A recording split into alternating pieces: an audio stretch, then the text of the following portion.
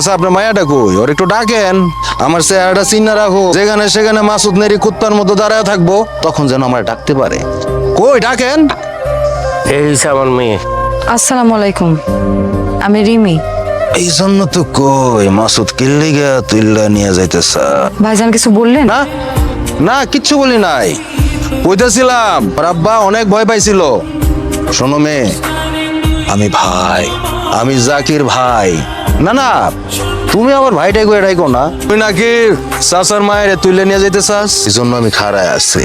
সোদ বাঁচতে চাইলে চলে যা, যা, তোর লাশ তোর মা বোন খুঁজছেও পাইব না।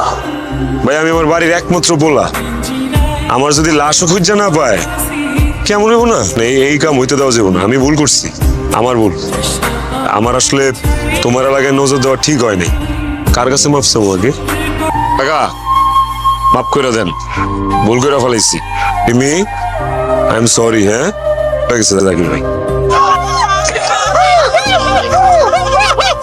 কাকা ভিক্ষা কইরা কুত্তা ভাড়া করে আনছেন? হ্যাঁ তো দেখলাম কুত্তা না, শেয়াল লইছেন, শেয়াল।